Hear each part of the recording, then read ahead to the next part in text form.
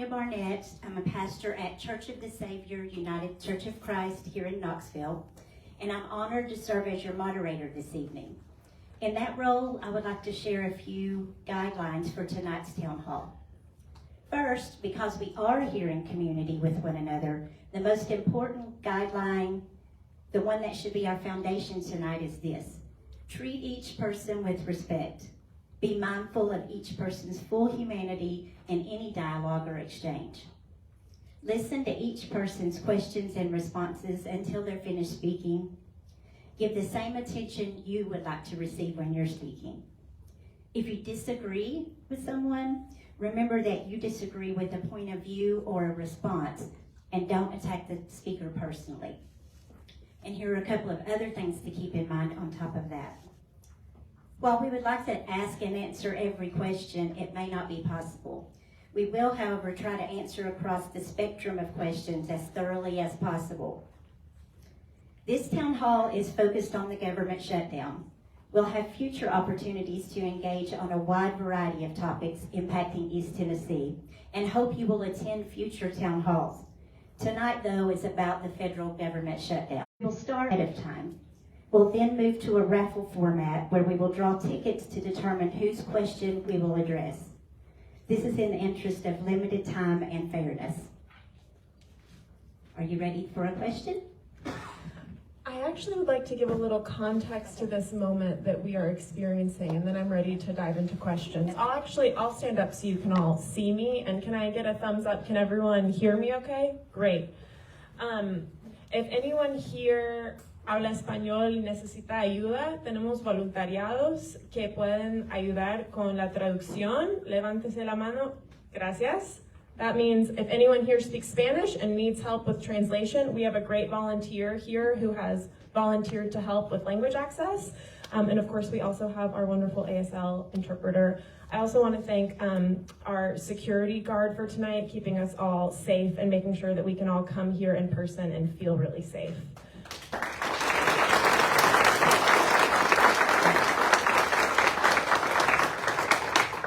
Thank you, Mr. Brown.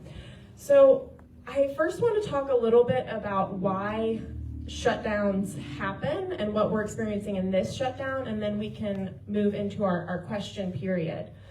So as you all know, I spent the last year working in Congress in DC, and we narrowly avoided a shutdown earlier this spring. And so I have a front eye view to why these things happen. Some of this is a little boring, but if you get nerdy about civics like I do, you'll be excited, but I'll keep it at a high level. So every year, the federal government, the Congress has to pass a budget to fund the federal government. Now, the federal government's fiscal year is from October 1st to September 30th. It's not January to January. And if Congress cannot agree on a budget by October 1st, the government either shuts down or Congress passes what's called a continuing resolution, which is a short-term funding measure. Now, continuing resolutions, we're seeing them passed more and more frequently as Washington gets more and more divided and people have a hard time agreeing on a budget. But what happened this November 1st is that Congress couldn't agree on a budget, and we couldn't agree on a continuing resolution, and so the government shut down. Now, Republicans are calling this a clean CR, right? Because they're saying we're not pushing additional policy writers into this or legislation, as you sometimes do with a continuing resolution or with a budget. But what Democrats are saying, rightfully so, is that this is not a clean CR because this does not include the ACA premium tax credits. Now, that's a lot of words, that can be a little bit confusing. The ACA premium tax credits are something that was passed during COVID to make healthcare through the Affordable Care Act marketplace more affordable. And it worked. 20 million Americans get subsidies through these ACA premium tax credits to make their healthcare more affordable. Now, a lot of you probably also know that this past summer, the Republicans passed what they call the One Big Beautiful Bill Act. Yeah, what I would probably call the One Big Brutal Betrayal Act, which is their reconciliation bill. And in that bill, they passed policy that's going to kick millions of Americans off of their Medicaid, millions of Americans off of SNAP, and give the wealthiest Americans one of the largest tax breaks in history, representing one of the largest wealth transfers in history from the working class to the wealthy. So, in the House of Representatives, to pass a continuing resolution, you only need a simple majority. Republicans control the House, they pass that simple majority, and they send it over to the Senate. In the Senate, you need 60 votes to get around the filibuster and pass this kind of legislation. And right now, there are 53 Republicans in the Senate, and there are 47 Democrats, or people, independents, that caucus with the Democrats. So Republicans in the Senate have to negotiate with Democrats. And Democrats are saying, you know what, this is our red line. We have some power here. We have a little bit of weight where we can negotiate, and we are not going to let you make healthcare costs double for 20 million Americans. So when Republicans say that this is a clean CR, that is technically the truth, but in spirit, that is a lie, because that will make healthcare premiums double for these 20 million Americans at the same time that millions more are about to lose their health insurance and many others are going to lose SNAP coverage. Now, how does this federal government shutdown impact us here in East Tennessee? A lot of you have probably been hearing about SNAP, right? That's one of our most critical, urgent needs, because 55,000 people in Tennessee's 2nd Congressional District rely on SNAP to feed their families. And as of November 1st, for the first time in SNAP's 60-year history, people that rely on this bit of help did not get the help they need, and they are wondering how they are going to feed themselves and their loved ones. We've seen a lot of organizations step up to fill in the gap, and we have a page of resources in the back for SNAP and others that I encourage you to avail yourself of and share with others. Now, this isn't just about SNAP. A lot of other critical government programs are not being funded. LIHEAP, which helps people pay for their low-income people pay for utilities, is running out of money. We have about 10,000 federal employees in our congressional district, many of whom have been working hard for this past month without pay, and many others who have been furloughed. For all of us here, can you imagine going a month without a paycheck? So many people do not have reserves for that, and people here in East Tennessee are really, really hurting because of this shutdown. And at the same time, we have a representative that says we keep voting to open the government, and Democrats just have to open the government and trust that we will negotiate on health care if you open it. I'm sorry, why can't they negotiate on health care now? Why can they not make a proposal to make health care affordable now when so many people are hurting? Yes. Working class people are not pawns to be moved around a chessboard until our pain is so great that politicians in Washington decide that it's enough to do something about. That is immoral and it is wrong. So that is what is going on with this shutdown. Those are the stakes if Republicans get their way and pass the CR without extending the ACA premium tax credits. And that's really what Democrats in DC are fighting for. So with that context, I am ready to go into questions. All right.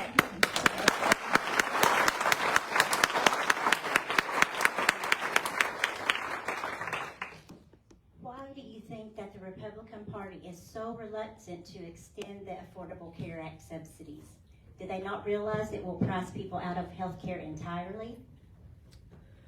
So I think there's two answers to this. There's one answer that you can say, I don't know. And there's the other answer, which is that time and time again, we have seen that Republicans are not willing to do anything to keep costs down for the working class, and instead they would rather pass they'd rather pass tax cuts for the ultra wealthy.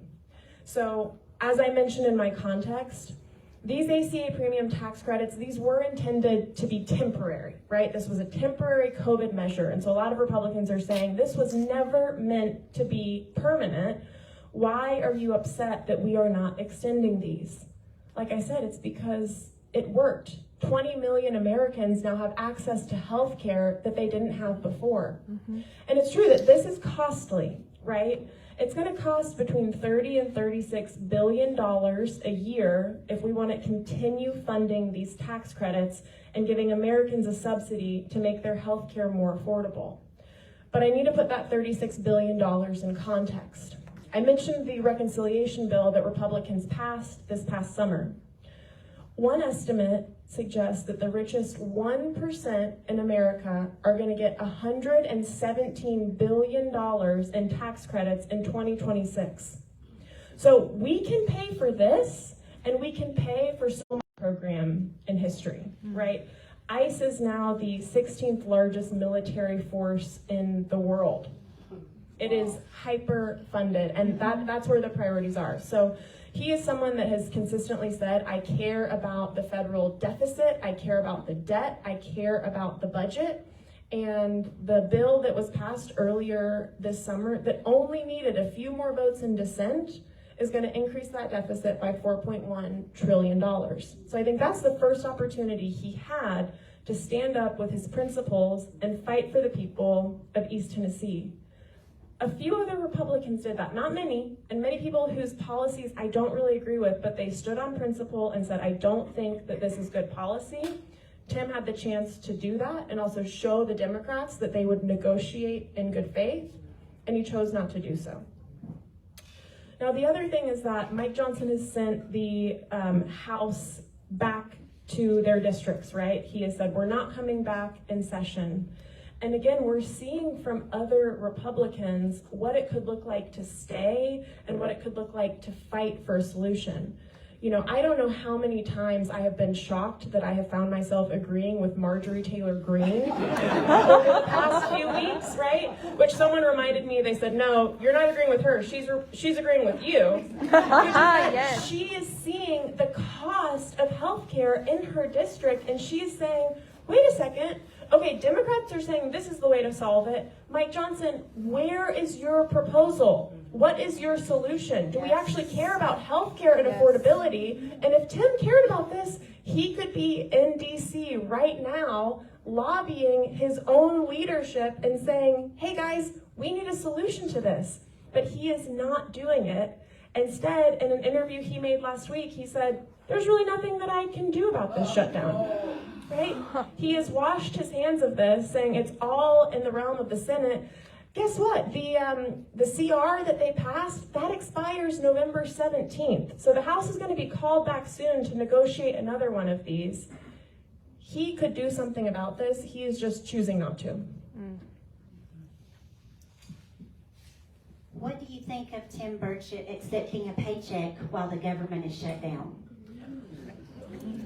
So, Tim has actually said that he is not accepting a paycheck during the government shutdown, and I think that that is what he and what all other members of Congress should be doing. I think it is absolutely absurd that millions of federal workers are going without pay while Congress continues to be paid. But I also would like to not just have to take his word for that. I would love to see some proof that that is happening. I mean, did he reach out to the Treasury Department and say, please stop my direct deposit?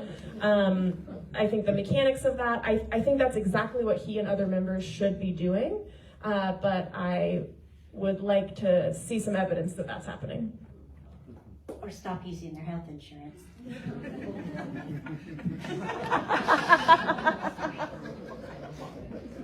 Why is USDA refusing to use its contingency funds to keep SNAP benefits going?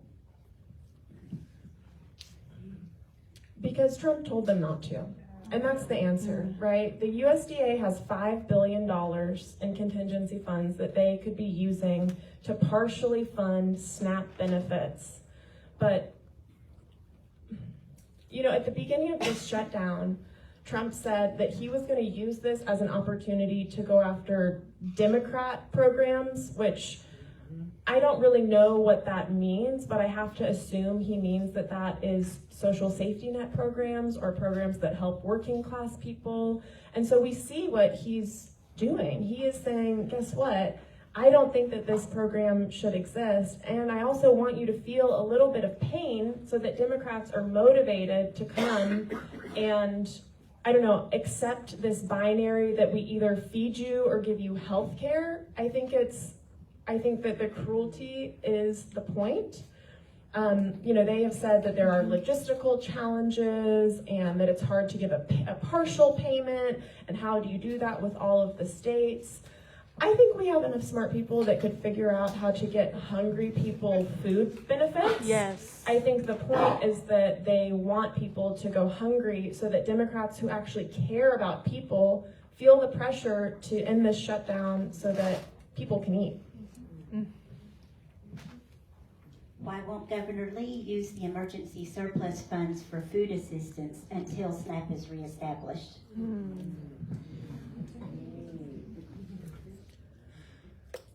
This one is painful, right? Every single time that our elected leaders are failing us in this way, it is painful. And he is doing it for the same reason, which is that Trump called and said, don't tap into that. Don't fund food programs. The truth is that Governor Lee is sitting on over $2 billion of a rainy day fund that he did not touch during COVID. He did not touch when Helene devastated parts of our state, and he is not doing it now when tens of thousands of Tennesseans don't know where their next meal is coming from.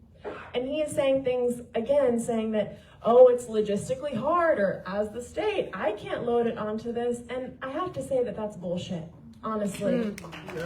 Yes.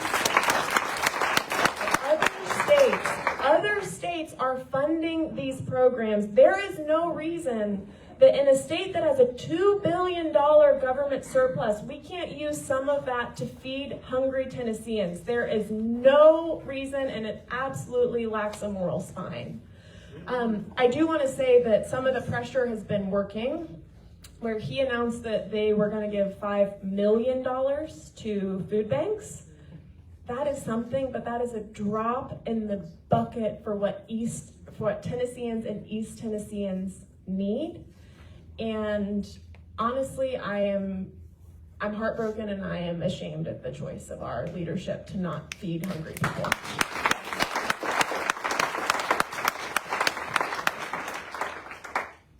If you're elected, what is your plan to reestablish trust and proper representation for the people in a similar emergency?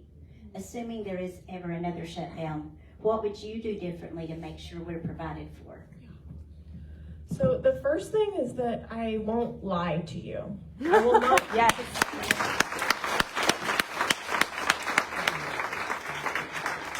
I am not going to be a source of disinformation and misinformation and someone that makes you say, oh, I have to go fact check what my representative is telling me. The second thing is that I am not afraid to go up against my own party when I disagree with them and when they are using working class people as pawns.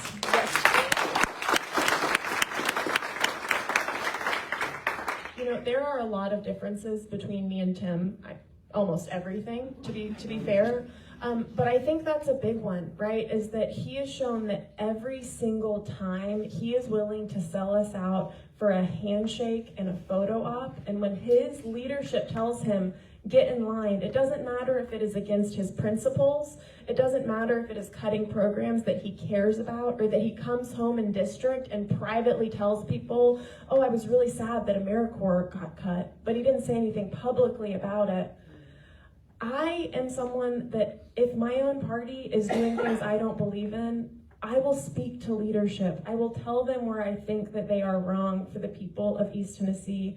And I also am willing to negotiate and work with anyone that wants to work with me, whether they are a Republican, a Democrat, or an independent. It's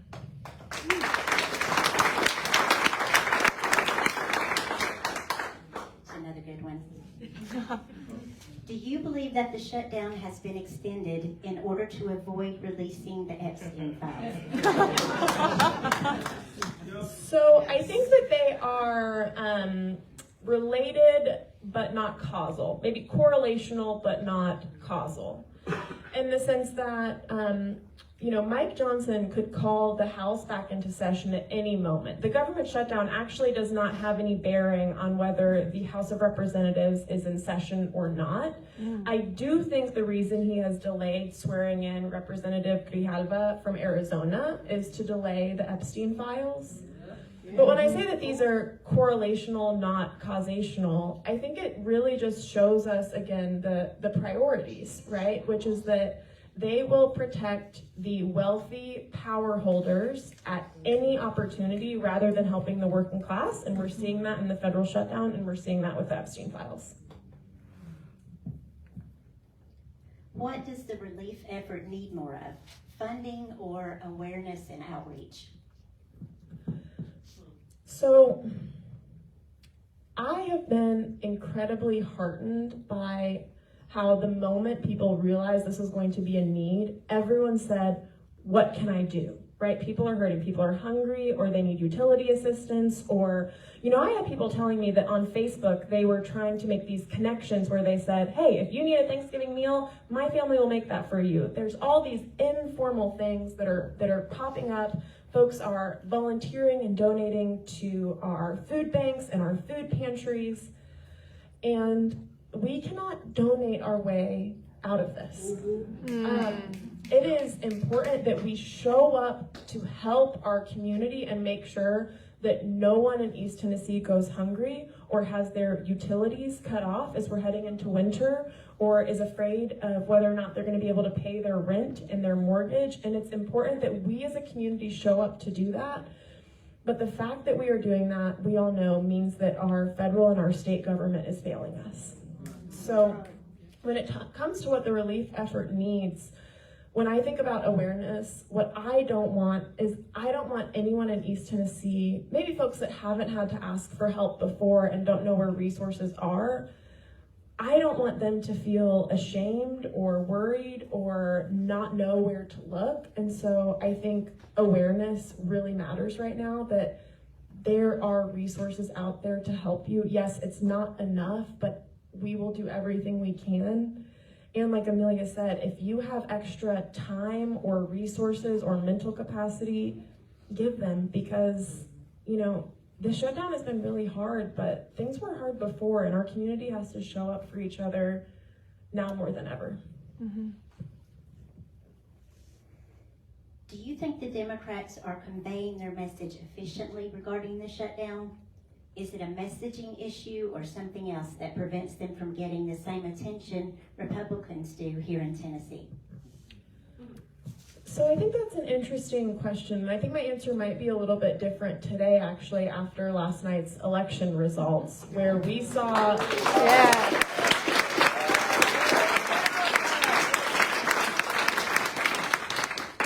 where I think we saw a big repudiation, and folks said, oh, wait a second, actually this level of chaos and uncertainty, I don't want this. I mean, last week a federal judge told Trump, you have to pay SNAP benefits out of that contingency fund. And at first they said, we'll do it, it might take a little extra time, or it'll be piecemeal, and it's complicated. And then Trump said, actually, never mind, I'm defying the courts, and I'm not doing this. Only to turn around and have his press secretary say, no, we are complying with court orders. It is a mess. And the American people are tired of this chaos and confusion and pain. Mm-hmm. And I think that message is starting to get out there, but what is so critical is that if and when the American people vote Democrats or progressives or people that are, have just not lost the plot back into power. We have to deliver for working class people on affordability, and we have to make sure that people's lives materially change. We can't just be another side of the coin that is appeasing billionaire donors and trying to uphold the status quo. But with some social justice language around it, right? People can see through that. They know that, sorry, I'm gonna swear again, they know that that is bullshit, right? Yes. And so I think we're getting there when it comes to messaging. We've got a long way to go, but I think folks are waking up. I'm lucky enough to have health insurance through my husband's job. But I wanted to see what our healthcare cost would be if I had to buy healthcare through the marketplace. So yesterday I went and I looked it up, and for a not very good plan, we would have to pay $1,000 a month, and then the deductible was $21,600. So we would have to pay $12,000 to then have the privilege of paying another $22,000 if anything happened to us. So as folks are seeing this, they are realizing this is not sustainable, and if this is what the Democrats are fighting for, we get it. Yes. Yes.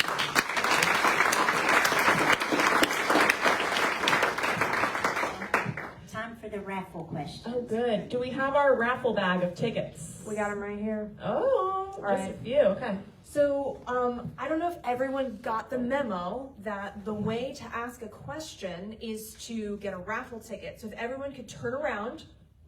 I think at this point, if we have that few, Yeah. I think we could just, if someone has a question, we can raise we hands. can go I from was there. gonna say raise hands to get a ticket, but I think we can just- raise hands. All right, 'cause but I've that's- got these three first. We'll do those three first. We will honor the process. Yes. All right.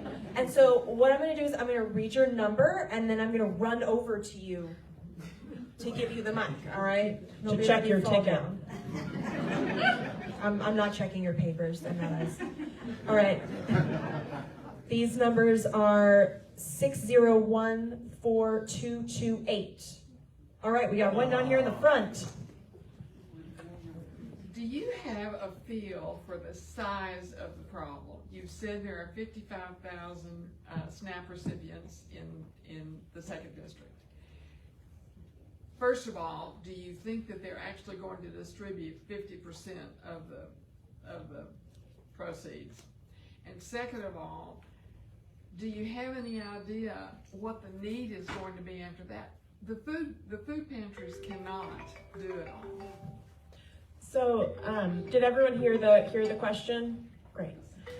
So I think when it comes to the size of need, I saw a news story yesterday that already, pantries are seeing such a surge in demand that the lines are wrapped around, and they're having a hard time meeting the demand. When it comes to whether or not those benefits will be paid, I think it's going to be a battle in the courts. And then even if the administration was to decide today, we are going to use these surplus funds to pay it, it would still take a couple of weeks, right? And at that point, we're getting into December when the December benefits need to be paid. So no matter what, this is catastrophic, and it is going to cascade. In terms of the number of people, of those 55,000 people in our district who needs help the most, I don't have a sense of, out of that, how many people are not getting extra assistance, who is relying on their informal networks versus coming to pantries. I think we'll have a better sense of that in the coming days as pantries are really reporting on their need and also probably sending out extra calls for help. And so this is a time when we get to do the work of the government while they continue dragging on with the shutdown to make sure that our neighbors aren't going hungry. We're okay. Thank you for your question. All right, the next number I have, I'm just going to read the last 4 digits. It is 4227. Ooh, look at that. Yeah, all right. Contestant up in the front. Okay, yes, ma'am. Look, I didn't have real close to the mic. Okay. Initially, I didn't have a question. I was like, they're not going to call my number, but I heard 4228. I was like, okay, let me come up with something. So, okay. I want to know, why are millions of people on SNAP? I looked it up here. I really think that's the issue. Not just about the government providing for us, because if they can feed you, they can starve you. So we need to get to the root cause. Why are all these people, our people, on SNAP? That's an excellent question. Thank you. So, 41 million Americans are on SNAP. About 40% of those are children. And then we have a large proportion that are adults over the age of 6. And then you do have I have seen a lot of questions on this, which is not the spirit of your question. We're gonna circle back around to it, right? Which is like, why is it the government's job to feed people? Why should our tax dollars go to this? And also this question of, well, you just need to get a job or live within your means, right? And I mean, most SNAP recipients that are able-bodied, they can work, they do work, or they volunteer, or they are caregivers. I don't know if any of you have tried to get assistance from SNAP, but when I was an AmeriCorps member, that was something that was always shared at the beginning of orientation, which was, if you need to get on SNAP, we'll try and help you. A lot of folks decided not to do it because some people got like $14 a month. Some of my colleagues in AmeriCorps, they were selling their plasma. I saw a lot of people go through this process. Getting on SNAP is hard, and it is also not giving you a lot. So most people that can work that are on SNAP are working, but the truth of your question, right, which is like, why are 41 million Americans on SNAP? It's because they're not paid enough.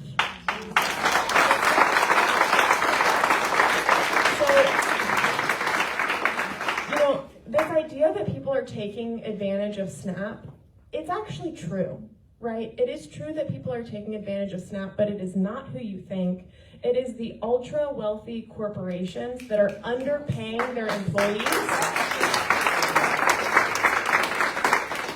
that are privatizing their profits, and they are socializing their losses, right? Here in Tennessee, we don't have a state minimum wage. We have the federal minimum wage, which is $7.25 an hour. For anyone that has been to a grocery store, how much can you eat on $7.25, right? It is unconscionable that folks are working and they do not have enough money to provide for their families and save and have a little bit left over and, afford health care and housing while they're at it. And so you are 100% right that the problem is that we are letting billionaires take advantage of the working class, and it is time that people get paid for their labor. That's right.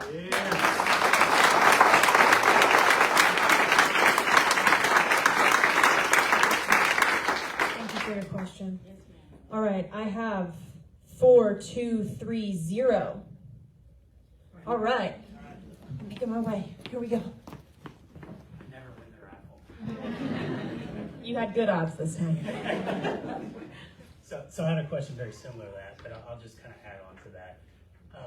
As far affordability it resonated with the elections last night. And how do we Hold it closer to your mouth. So affordability was one of the things that resonated with the election wins last night. How do we change that script? The Republicans are always telling us that it's illegal immigrants, it's the lazy people that are taking advantage of these programs. How do we flip the script on that and get that message out? Because I think we do a poor job of communicating that and it resonating with the general public.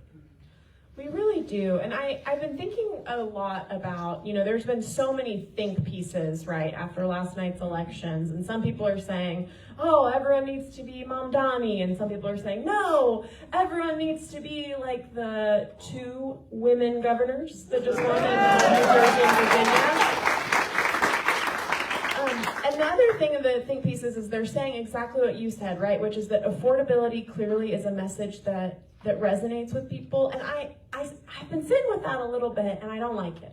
And I'm going to tell you why I don't like it. It's because it turns something that is a real lived experience that we are all hurting from into a political strategy that we can just kind of leverage and use. And I get why we're thinking about it in those terms, right? Affordability is a big crisis that we have to address. But I was like, something does not sit right with me that we're saying, okay, put this in the strategy box, but if affordability hadn't, played well, we wouldn't be focusing on it. No, this is a big critical issue that we have to address.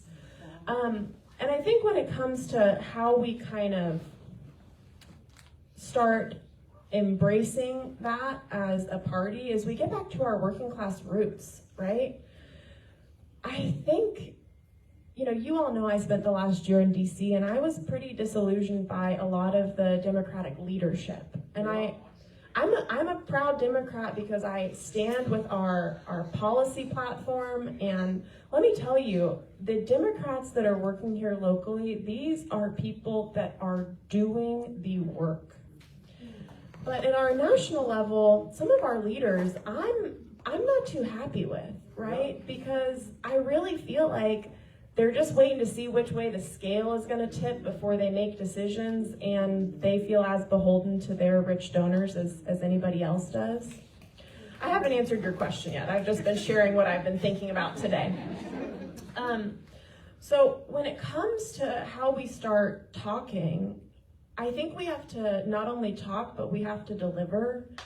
And I also think that we have to have a Project 2027 in the same way that Republicans had a Project 2025, and we need to unify around shared policy ideas and say, hey, when we get back in power, this is what we're going to fight for, this is what we're going to deliver on, and this is how you can measure our success by. And so far we don't have that, but I'm excited to spend the next several months working with some other folks to put that into action.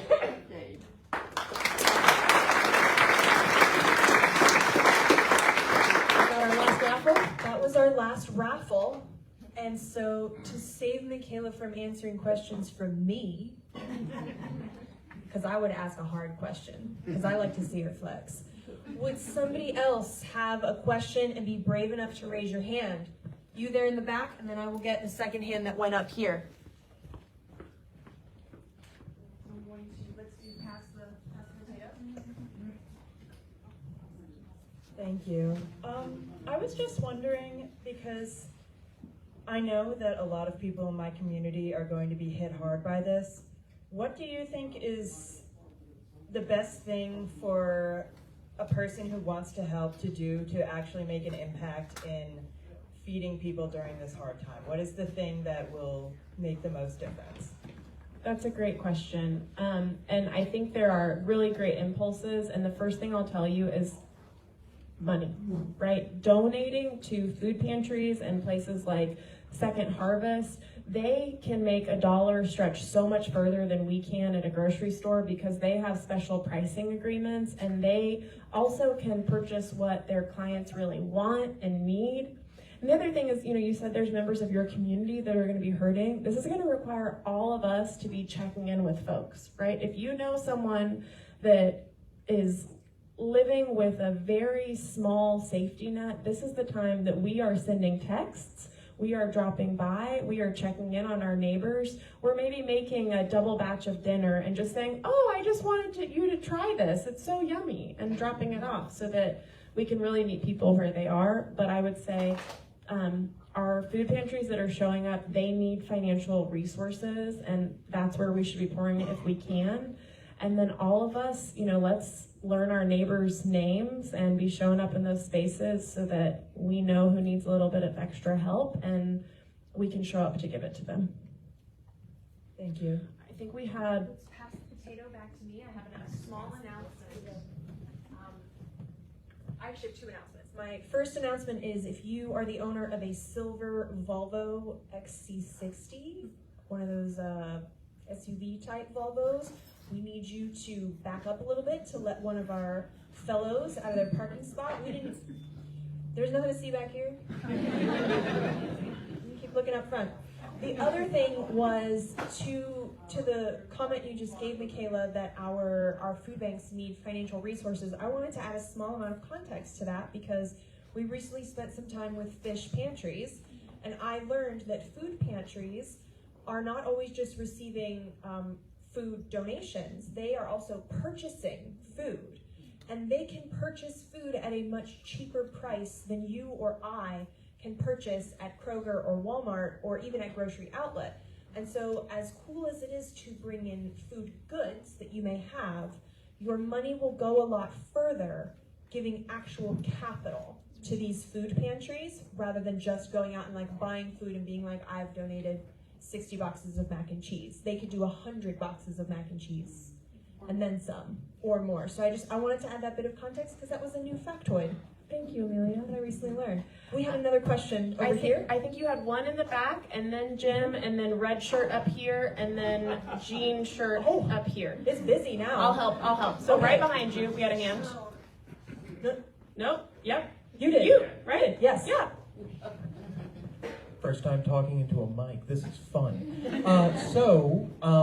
One of my genuine questions is like, as a person who's currently like in the process of running this, how are you taking care of yourself as we all stare into this void that is slowly collapsing? The short answer is that I am not taking care of myself. Amelia, my campaign manager, and my husband Max are taking care of me. I have to tell you,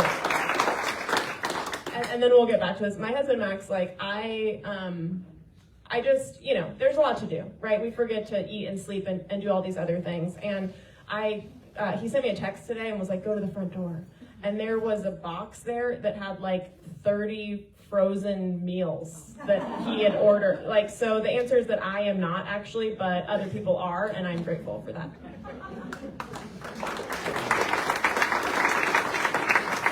Thank you for your question. We had one here.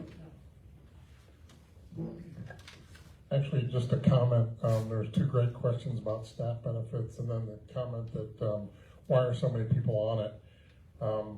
One statistic that stands out to me is that 40 years ago in this country, the top paid people, the CEOs of our corporations, made roughly 30 times what the lowest paid employee was.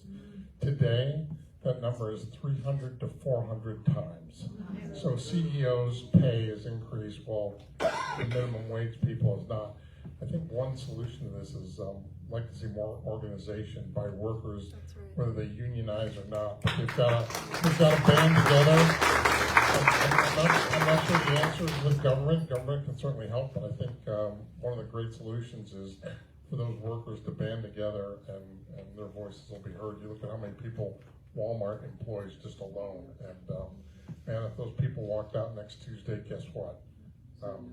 There'd be some changes real fast. Anyways, thanks. Thank you, Jim, for that. And we're in a union hall right now. Yes, we have to organize, and I appreciate both of the context and info you gave. It's really nice when this gets to be a little bit bilateral and not just me up here being like, oh, I know all the things. You guys all also know a lot of things to share. We had red shirt, jean shirt, and then back here, I think, is the... Okay, red shirt, raise your hand. Up here in the front. Thank you. I'm getting my steps in tonight. If you could speak real close so everyone can hear you. You talked about donating. This is the time of year that folks that are lucky enough to have an IRA, you can call your broker and you can send a check today to whatever nonprofit you want, like Section Harvard's. For every $100 that you donate, you save yourself $25 because you don't have to pay tax on that. And if you're 70 and a half or above. That this is amazing community information sourcing. Yes. So for Qualified charitable distribution. Amelia, could you pop over here? We're ping-ponging some great resources. He's talking about a qualified charitable distribution, and if you know someone who's 70 and a half or above, you can also do your required minimum distributions at 73 or above through this, and you don't have to pay tax on it through your IRA.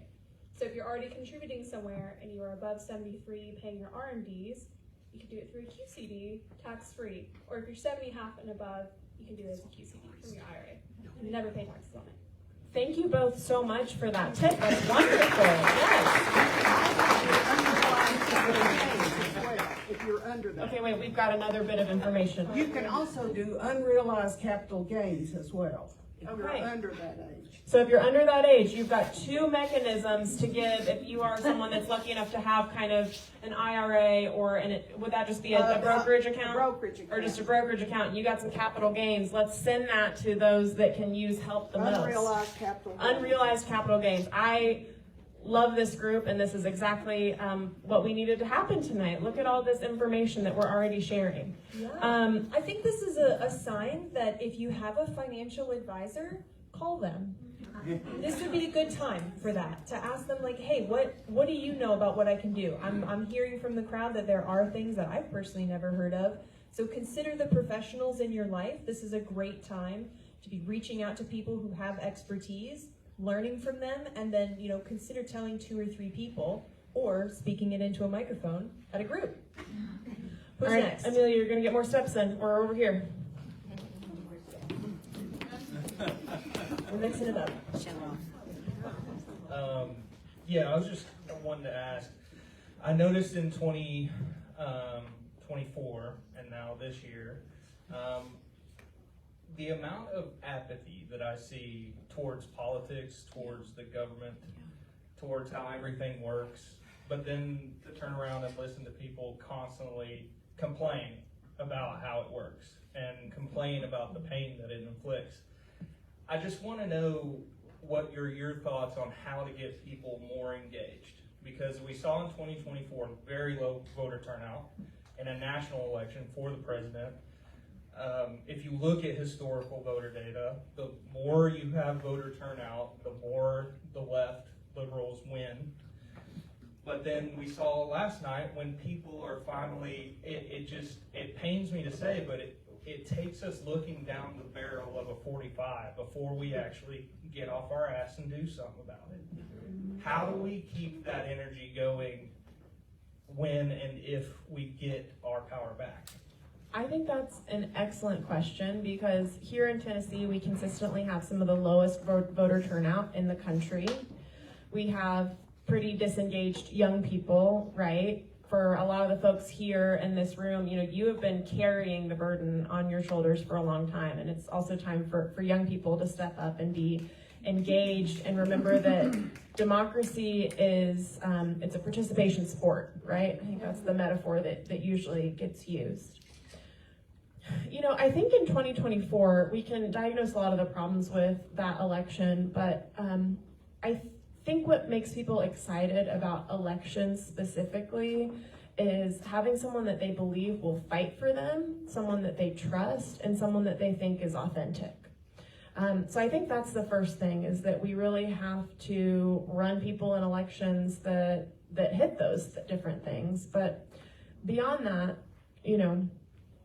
I didn't want to talk too much about the campaign tonight because the focus of this is the shutdown. So I'll be brief on this, which is that we face an incredibly uphill battle for this seat, one of the, if not the toughest one in the country. And the way I've been thinking about this is exactly what you said, which is how do we build a bench and create capacity and connect coalitions and mobilize people over the long haul? Because I want to flip this in one time, but it might take 2, right? Or 3, or what if we did this work and we got to have coalitions for the next 15, 20, 30 years and beyond? Yeah, let's build some, let's plant some trees, as I frequently say. But I think the other thing too is that we got to learn from Republicans. You guys probably weren't expecting to hear me say that tonight, right? I think that the Republican Party has done a really good job of making politics feel like community and making engagement feel like part of their identity. And I think that is something that we have to remember, that politics is not just words, it is action. And that politics is actually not a dirty word. It is all of us coming together to create policies that can help people. And I think we have to create community around it, so that civic action is not just voting, every 2 years on a Tuesday and forgetting the local elections in between, but that it is something that we are showing up in all of these ways, big and small, and we are part of a group, not just individuals trying and hoping to make things better. Okay, we are starting to see some hands rising. We have a question here. I had a question lightly whispered in my ear called dibs. So real quick, put your hands up again for me that you were interested. I got 1, 2, 3. I know you're first. Okay, I think we've got enough time for this, but if you're like burning with a question at the very end, you got to put your hand up so hard and so fast that I go to you. All right? So everybody remember your question, and we're gonna go through these as fast as we can so we can get you out on time. Thank you. The gentleman over there asked my question, but I want to talk a little bit more about voter turnout and hear what you have to say about it. We recently had a candidate got elected last night, Denzel Grant, and a big reason why he won by such a landslide is because he worked to save Chilhowie Park from being sold to a private religious organization, and that really aroused the community over there. And there was what you said, a coalition between the local environmental movement here, mostly the Sierra Club, which is largely elderly and white in the leadership, and the community over there, which is largely diverse with a predominance of people of color. And they work together systematically to save the park and also to elect Denzel. Is that an example that can be used as a model for further increases in voter turnout? It absolutely is, and thank you for all of your involvement with the Sierra Club to also save Chilhowie Park in those ways. I think that we can learn from Denzel, we can learn from some of these national races and other state races, but I think what you're speaking to is that people want a fighter, and they want someone that is willing to put their neck on the line, and they're willing to say what they believe in, and they're willing to expend political and social capital because they believe it is the right thing to do. And that mobilizes people, and that energizes them, and that makes them want to be part of something. I can't tell you the number of messages I've received over the last month that we've been running this campaign of folks saying, I have never donated to a political candidate before. You're my first one, but I donated to you. Or, thank you. I've had several people tell me, I have never signed up to door knock because that terrifies me, but when the time comes to knock doors for you, we will be out there. And I think that folks are ready for a change, and I think we have to create the infrastructure and enthusiasm, and we have to show up every single day over the next 12 months, showing people how we are going to fight for them, not just promising what I will do if I'm elected and what I will do in DC. We've got to show up and serve people right now and fight for them, like Denzel did. Thank you so much for your question. All right. Hey, Michaela. My friend. Shout out to Kent and the Sierra Club. That's also called Solidarity. So, and Knoxville's finally seeing it, right? So, Michaela, I'm going to ask about, more food questions that are multi-layered. So, as a grassroots organizer, community-based food organization, operating on a shoestring budget, of course, we need funding to survive, but we're not dependent on it, right? So given your campaign's emphasis on grassroots organizing and local power building, how would you leverage your role currently and or in Congress to both empower and sustain the smaller food justice organizations in East Tennessee, ensuring that they aren't squeezed out when larger programs dominate? So for context, the large food banks, right?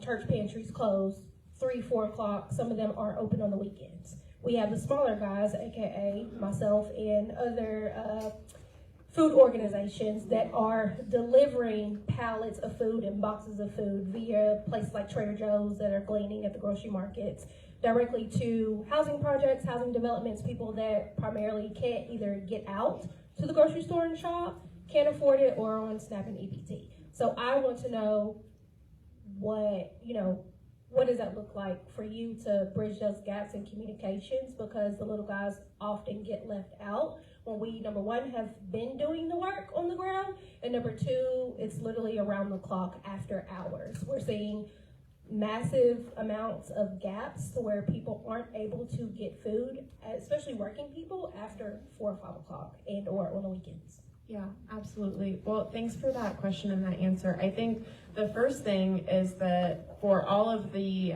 donation opportunities we said, Meek, can you get up and also share how people can donate to Rooted East if they want to? So you can donate your time, okay? We don't have massive vans. We literally have cars and sedans that are literally donating pallets of food to homes, to housing projects. We have a fiscal sponsorship, so Community Shares of Tennessee, shout out to Brittany Bonner, she's in the room. If you go to our social media, so Facebook, Instagram, Rooted East Knoxville Collective, there is a Venmo there, there's a Cash App, there's a Zelle, and there's also a way that you can directly send your donation through Community Shares via PayPal, which you will get a tax deduction for. Rooted East Knoxville, so an amazing organization that is filling in the gap, like Famika said, that is doing it after hours. Yeah, let's get some applause.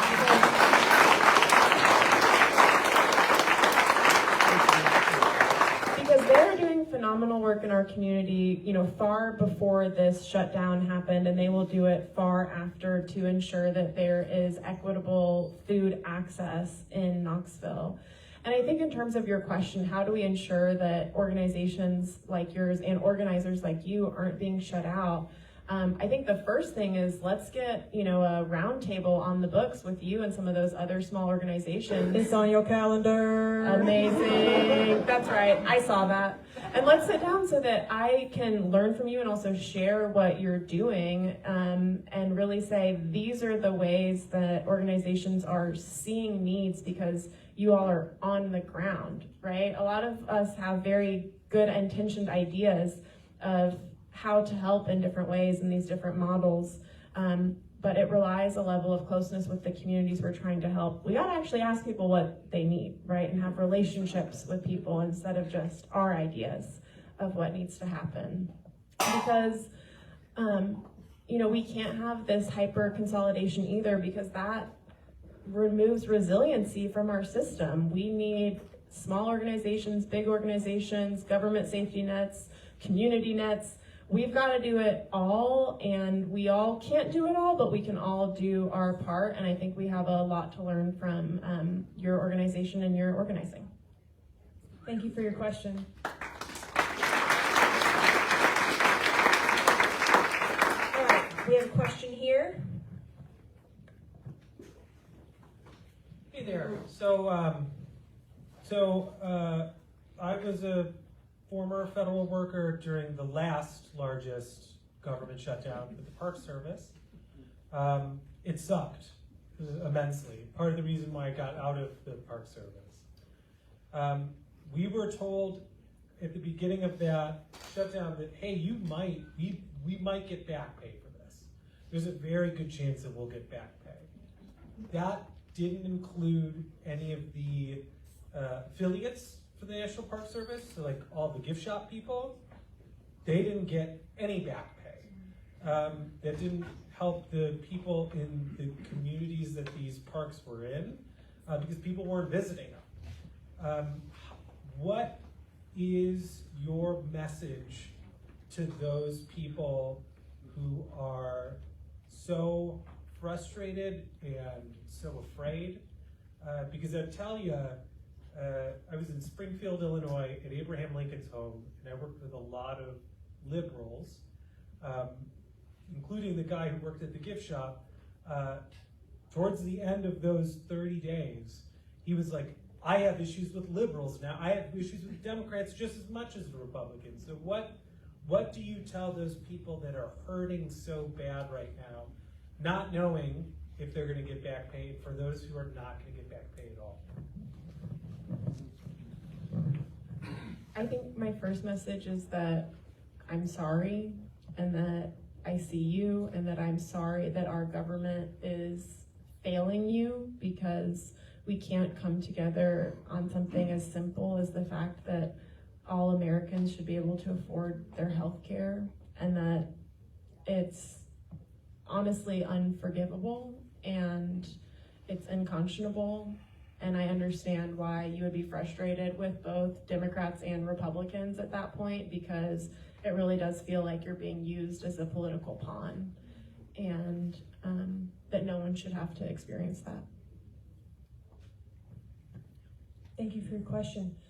Do I have any other questions from the audience? I see one up front here. Real quick, anybody else? You've got one final one in the back. Mix it up. So I've been going crazy these last, it's been what, 10 months even? And I have all these conspiracy theories, and what do you think about the shutdown being a ruse to just push Americans to the point of snapping? For instance, Friday, he's gonna shut down 10% of airline traffic. It's just about cruelty. What this shutdown is it's... Yeah, so... that keeps me up at night. That makes me worried that he's just waiting to turn on us, to turn our own military against us, which is happening. It's happening every day. And so I feel like we are so desensitized to people being ripped by these masked men, but it's not happening to you. So anyway, is this a ruse to somehow take over? Here's the thing: is I don't actually know that it matters what the intention is, right? I don't know that it matters whether it is a ruse to get us all to our breaking point, or if it is just the cruelty that we've talked about, because the impact is the same, right? Here in Knox County, we have a 287G agreement with ICE, right? Our local law enforcement is helping take our neighbors off the street every single day. It's terrifying.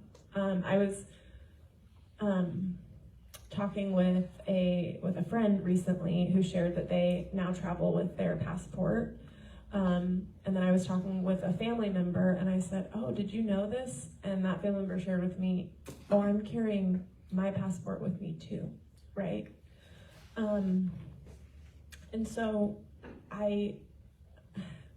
whether it is a ploy to hurt us all as much as they possibly can or not, the impact is the same, which is that you and millions of Americans, we are hurting, we are scared, and we are wondering if we are going to get through this.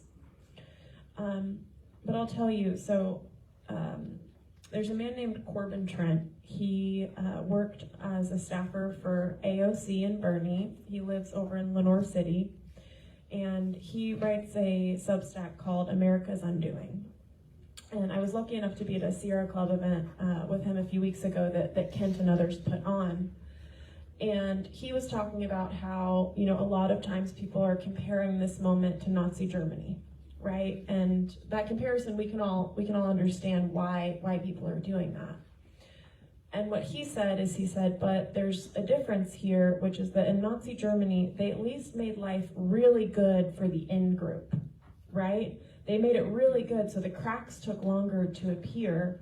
And I'm glad that they didn't take that part of the playbook here, because everyone is hurting. And that made me think a lot, which is, you're right, there is a playbook, and we're not using that part because, if the in-group is billionaires, they're doing fine. But for all the people that voted for him that aren't billionaires, they're hurting too, right? And we are going to continue seeing the military be unleashed in our cities. We are going to continue to see ICE terrorize our communities.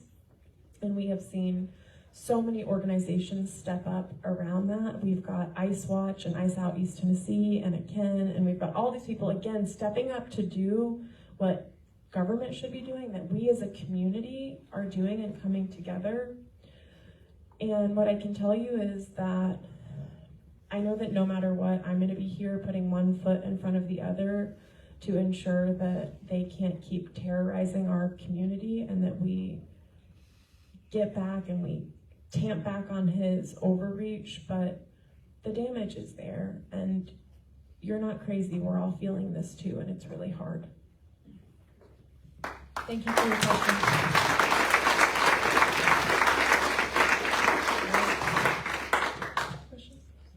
So my question is kind of how do we get from being on defense and get onto offense, and how do we hit them where it hurts as far as our political leaders that are not representing us well, and billionaires that are profiting from these massive tax breaks and doing really well. So I know about like the blackout the system that's coming up November 25th through December 2nd, and I'm participating in that, but like what else can we be doing to hit them where it hurts?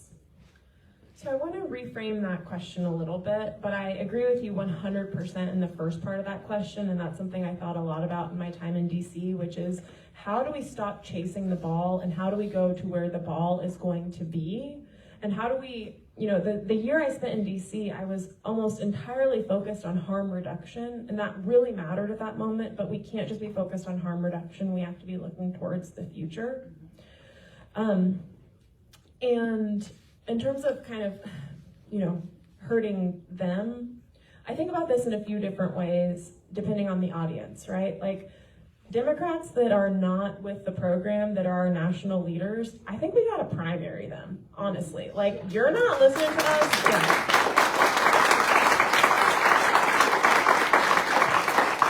I think we have to support primary challengers and remind them that, again, they are here to serve us. Same thing with a lot of Republicans that don't make us actually feel like constituents, like Tim Burchett, who called tonight a stunt from someone who's running against him. Y'all, this isn't a stunt, right? This is our community coming together to get answers and resources. And it is shameful that our elected official will not show his face to talk to us. And he won't even do us the dignity of, you know, letting us know that he's not going to come. He only responded to a news organization that asked him for comment. And so we've got to run against them. But in terms of all of the other mechanisms, I think that, you know, I was in a group last week and someone said, what can we do, right? It's so overwhelming, what can we do? And we talked about it a little bit, and then I had to go, and someone said vote, and I think that that can feel really unsatisfying. And I think the answer is that you have to pick an issue that keeps you up at night, and you have to spend a lot of your time working on that issue and bringing others around it. And you gotta trust that other people are doing the same, right? We have seen all these people in this room. Everyone is working on a little bit of a different thing and bringing others along with them. We can't all do it all, but together we can do it all. But I think you really have to go deep on those issues, whether that is, you know, going against companies that you don't like their labor practices, or focusing on voter turnout or voter registration. Otherwise, we are just completely scattered and doom scrolling and saying like, oh, there's 20 things that I should be doing today, but actually I'm just gonna like look at the next video on Instagram because I'm so overwhelmed and 30 more bad things have happened since I started looking at my phone. We gotta focus a little bit more, and we gotta pick our topics and work on those. Thank you for your question. We do have one more question, and I think this is an opportunity to clarify a statement that was made, just to create a little more, just a little bit of context around that. So thank you. Please. Thank you very much. Michaela, thank you very much for being here and for your answers. However, you just said something about primary Democratic office holders. We have Sam McKenzie, Gloria Johnson, Shane Jackson, Kat Pike. We don't want to primary them, I hope. No, absolutely not. Stood up for us. Absolutely not. No, when I'm talking about, I think we need to be very careful about when you say primary Democratic incumbents. Yes, we need to be very careful about that. David Hogg talked about that on the DNC. I was one of the people who nominated David Hogg to be vice chair of the DNC, and then he came out and said that we are going to primary Democratic incumbents, and we kicked him out because that's not what we want to do. We're trying to build a Democratic Party, and if you don't believe in the Democratic Party, then go to the Democratic Party platform and read it. That's our Project 27, that's our Project 28, the Democrat Project 26. Read the Democratic Party platform. It is an economic aspiration. It's a platform of encompassing or including everyone. It's a platform of DEI, the American values of DEI, diversity, equity, and inclusion. And so I ask you to go read the Democratic Party platform. That's what we need to be pushing, and I'm proud to be a Democrat. I'm proud to be a Democrat too, and thank you for that opportunity to clarify. So when I talk about primarying Democrats, I'm not talking about the few Democrats that we've managed to put in office here in deep ruby red spaces and the folks that are fighting really hard for us. I am talking about the Democrats like our minority leader or like Chuck Schumer. These are people that I don't feel like are actually listening to their base.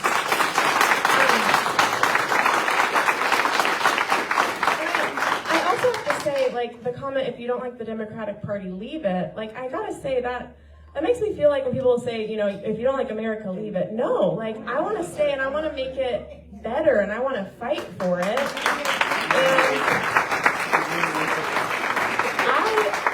I am also a proud Democrat because I've read that platform and because I agree with the Democratic Party platform and values.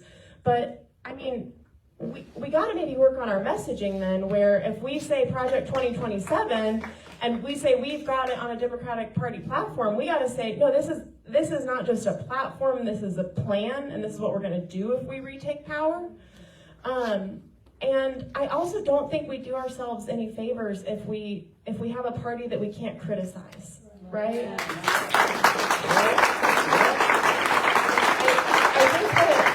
think that there are a lot of people that are upset with the parties, and I think that if we have kind of these purity tests around that doesn't serve anyone. We are a big tent as Democrats. It is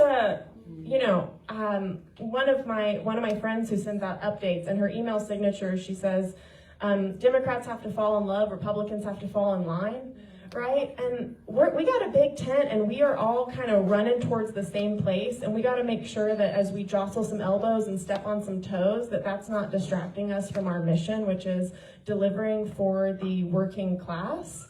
And everything else that the Democratic Party stands for. So when I say primary, absolutely not. Our local Democrats, they are doing the work in a hard place. And they need our support and then some. And then we also have to know that if any of us that get elected or want to be elected, if we stop doing the work and we stop listening, that there is a mechanism for accountability, and I think that's the primary process. So thanks for that opportunity to clarify. Thank you so much for your question. Amelia, we got You guys are sweet talking me. We're gonna be here all night. All right. But yes, actual last question, and then everyone gets to go on with their evenings.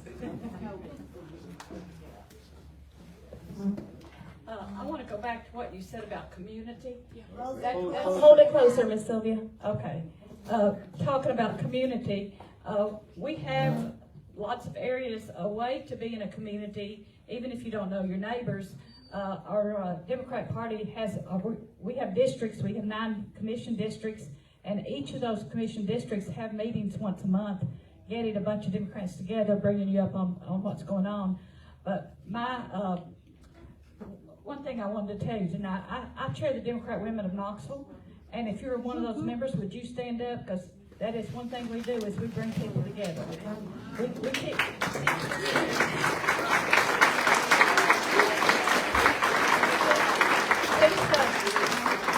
These are members of our organization. We keep them informed of what's going on, how to meet the candidates, how to know and how they can help the candidates, those kinds of things. So if you're interested in belonging to us, we're fixing to kick off a new year in 2026. It's $25 a year dues, and this is a women's organization, but we do have men members, and we let you join for $10. You can't hold office, but you can come into our meetings and do all the things that we meet and greet. And you get the newsletter. We do a newsletter, so we keep you up on all the calendar things. And I want to tell you about one more thing. In the morning, at 10:30 on Gay Street, we are announcing that the Women's Suffrage Coalition has bought a building to open a museum to talk about voting. It's been 105 years since we've been allowed to vote, and if you all watch the television, they want to take women away from voting and not have us voting. We have to keep fighting for that. We've got over 1,000 pieces of articles to put in the museum. Of course, we have to, fix it up and everything. But we're having a big announcement in the morning with the big yellow carpet, because that's our colors, yellow and purple. And so if you want to come, it's free. It's open. It's on Gay Street. It starts at 10:30. It lasts about 30 minutes, but it will be like one of those things, oh, I was there that day. 50 years from now, you could say, I was there that day. So this is something that you want to go to. Thank you all so much for being here this evening. I hope it was informative. I know I definitely learned a few new things as well. I am grateful for your presence. If you need resources or you want to share them with others in your community, we have resource flyers at the back table. And if you have additional resources you want to share with our team, you can email it to community@michaelafortennessee.com. Yes, and I would say not only can you reach out to community@Michaela for Tennessee, we do have our field director. If you are interested in volunteering, not just in the campaign, but to get involved in the volunteer community, there are numerous organizations in our area that are organizing all types of actions that are helping people, especially those who have been affected by the shutdown. And I would really encourage you to get to know the people here. Like, if you don't know the person that you're sitting next to, just be like, hey, I'm so-and-so. It was really nice to share the space with you, because this is a chance to make a new friend, to forge a little bit stronger of a network, and to leave here feeling like you are in community with your neighbors. Thank you all. Thank you all so much. Have a good rest of your evening. Thanks for being here today.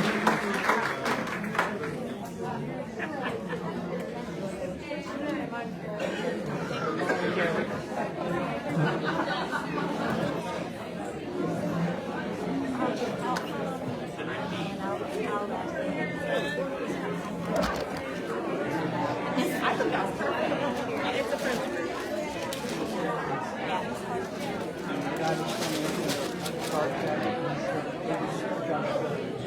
Oh, good. Yes, yes. Oh, that's fine. Not forget. That's okay. We are in a mess all the time.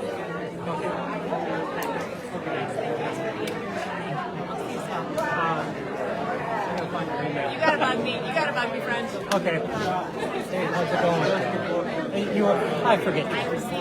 Ken Wilkers? Williams. Yeah, just like, remember Josh and I remember you. Yes. Everything going all right? So you are in contact with her? Four times now, three times. I've done some work with her. And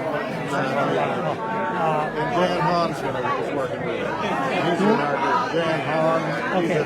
I got your email. I do need to respond. I would like to come. We just got all sorts of things. We had a lot of things going on. But I don't know if it's worthwhile for Josh to get together with her and just talk about campaigning. I don't know. Josh just came today to our meeting that we do most Wednesdays. He's hard to. He's still pretty busy in the hospital. Oh, this is my neighbor, Pete Chambers. He's starting to get him riled up. I'm not sure I have my wife's told me. Well, I've got the keys. Yeah.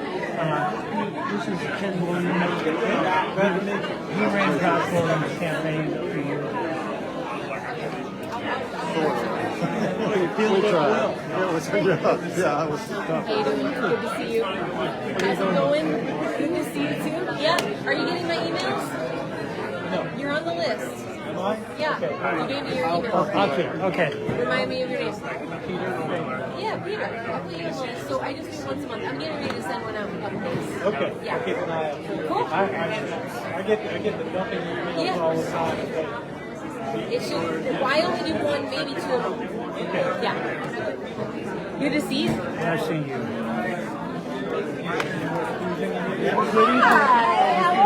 Thanks for coming. It's important. Yep. To get that guy out of Washington. Take care.